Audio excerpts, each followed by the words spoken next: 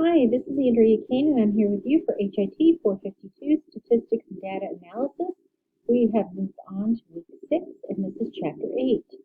We're really looking at other rates, miscellaneous rates, as it talks about here, and also some OB rates. If you look at your syllabus, you'll see that we're focusing on unit objectives 9.8.1 through 9.8.6, as well as 9.6.1 through 9.6.3.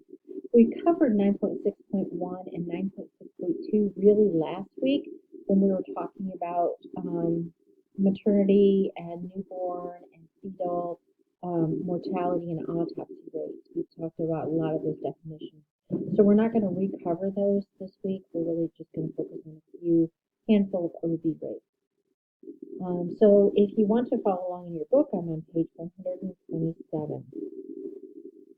The learning objectives, according to the book, are to talk about morbidity, mortality, infection, post-op infection, complication, consultation, readmission, discuss the differences between the definition of a surgical operation versus a surgical procedure, identify the attributes that constitute a clean surgery case, and then, of course, the OB.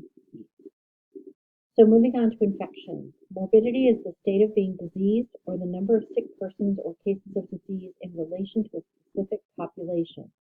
It may be infectious or have other causes. It may be pre-existing or it may be iatrogenic, meaning occurring because of the patient's treatment.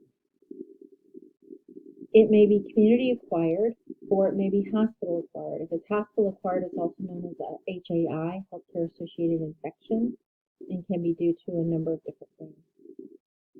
The infection rate can be calculated separately for specific infections.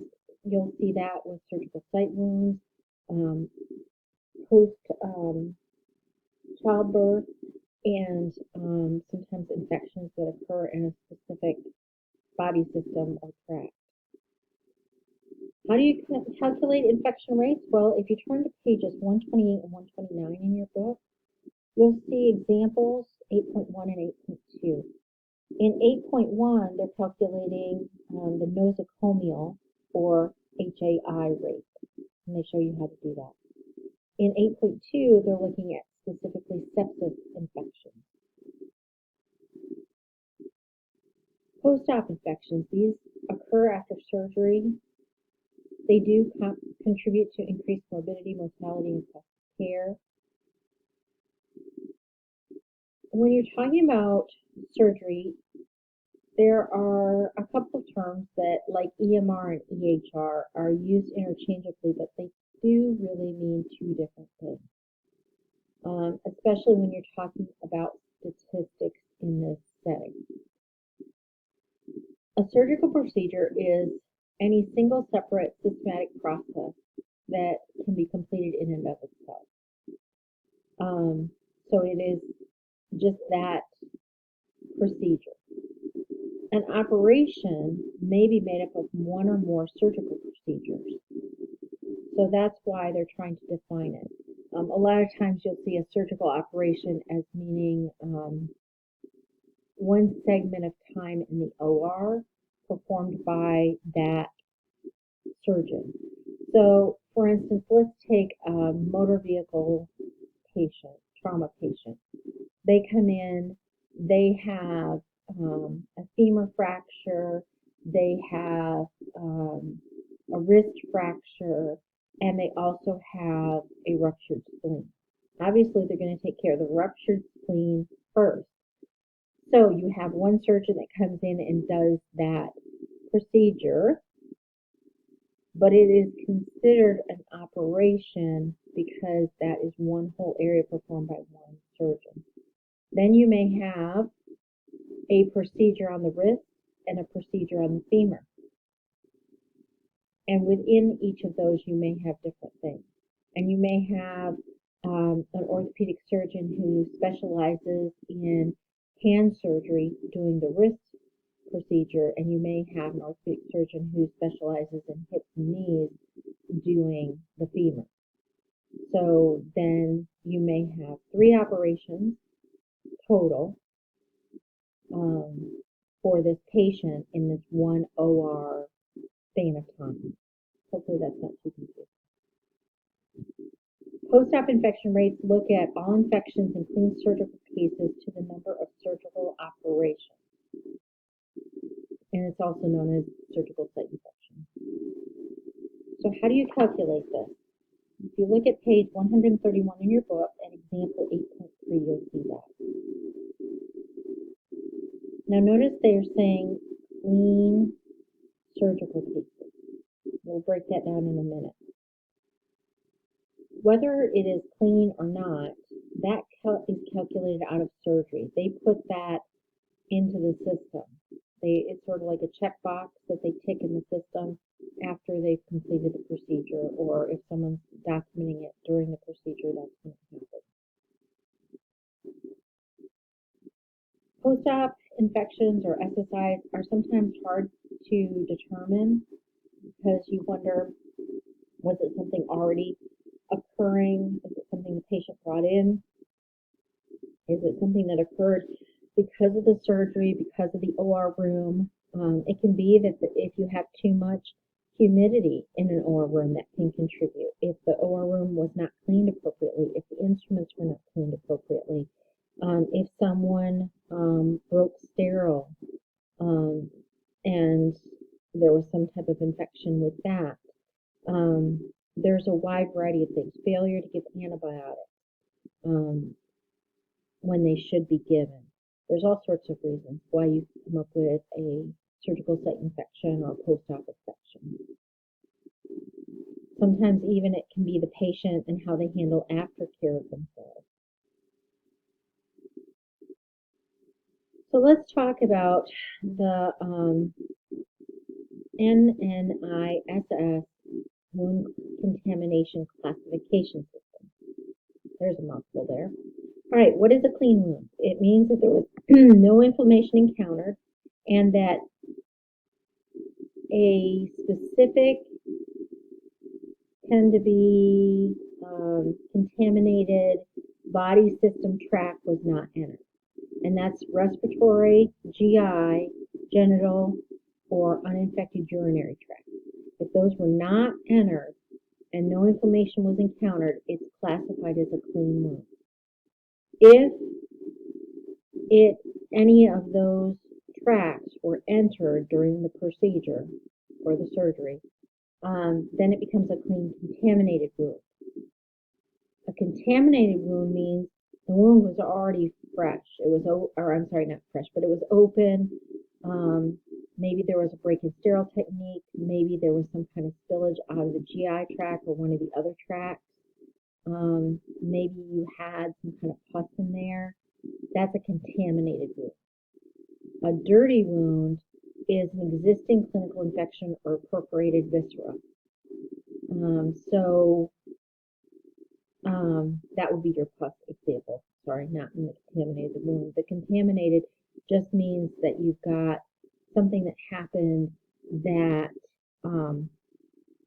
could cause potential contamination. The dirty wound is you've got a patient coming in, they've already got an infection, you've got to go in, you've got to drain it, and that sort of thing. Complication rates. This is a medical condition that arises during a hospitalization, or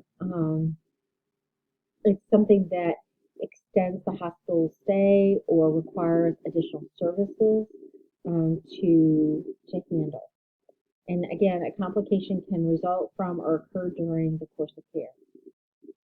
It could be related to the quality of care, but it's not necessarily always the case. Sometimes it's the way someone's body reacts. The purpose of collecting complication rates is to determine if changes in treatment or practice need to be changed to make it safer for patients. Examples of complications might be blood transfusion reactions, injuries sustained during CPR, reactions to medications given.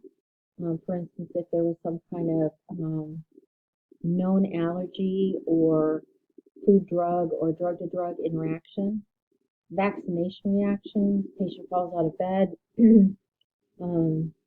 all those can be complications. Even an infection can be a complication. But as it says here, those are calculated separately. How do you calculate a complication rate? Well, let's look at page 133 in your book. If you look at examples 8.4 and 8.5, they show you how to walk through that. The first one is just a general complication rate. The second one is looking specifically at blood transfusion. Last part that I wanted to talk about for this week has to do with C-section.